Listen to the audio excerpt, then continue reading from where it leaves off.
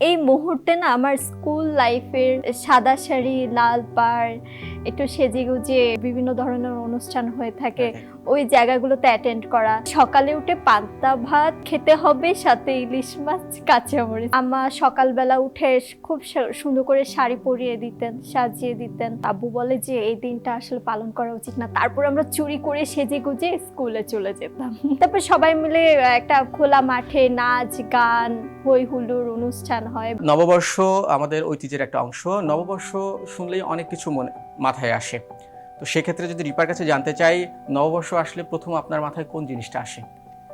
আসলে পহেলা বৈশাখ যে শব্দটা আমরা উচ্চারণ করি, বাংলা মাসের প্রথম শুরুটা, তো এই সময়টা মনে পড়লে আমার এই মুহূর্তে না আমার স্কুল লাইফের সেই মানে সাদা শাড়ি, লাল পাড়, একটু সেজেগুজে মানে মানে আমাদের ওই অঞ্চলে মানে সব জায়গাতেই তো ধরেন আপনার বিভিন্ন ধরনের অনুষ্ঠান হয়ে থাকে, ওই জায়গাগুলোতে অ্যাটেন্ড করা। তবে সবার আগে মনে পড়ে যে সকালে উঠে পান্তা ভাত খেতে হবে, সাথে ইলিশ মাছ, কাঁচামরিচ। এই ব্যাপারটা খুব বেশি মনে পড়ে।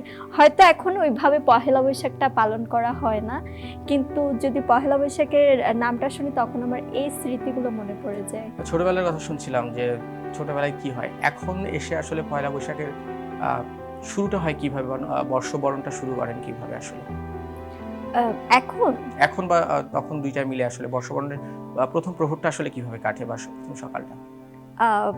আসলে এখন যেটা হয়, মানে আমি আগে ছোটবেলার কথা বলি। ছোটবেলায় যেটা হতো যে সবাই আসলে পয়লা বৈশাখ বা নববর্ষের মানে দিনটা আমরা খুব সুন্দর করে ফ্রেন্ড সার্কেল মিলে, আপনারা মানে স্টুডেন্টরা মিলে, স্কুলের স্টুডেন্ট, হ্যাঁ, আমার সকালবেলা উঠে খুব সুন্দর করে শাড়ি পরিয়ে দিতেন, সাজিয়ে দিতেন। আব্বু আবার খুব রাগ করতো। আব্বু বলে যে এই দিনটা আসলে পালন করা উচিত না, তারপর আমরা চুরি করে সেজেগুজে স্কুলে চলে যেতাম এই পয়লা বৈশাখ কাটানোর জন্য, মানে সময় কাটানোর জন্য।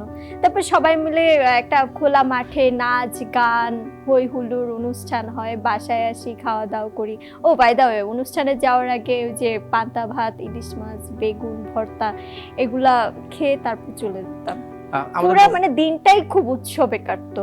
আর এখন হচ্ছে কি, মানে দিন যে কখন পার হচ্ছে এটা খেয়ালই করি না। পয়লা বৈশাখ যে আসতেছে বা বা আজকে পয়লা বৈশাখ, এই সময়টা আমার মনেই থাকে না।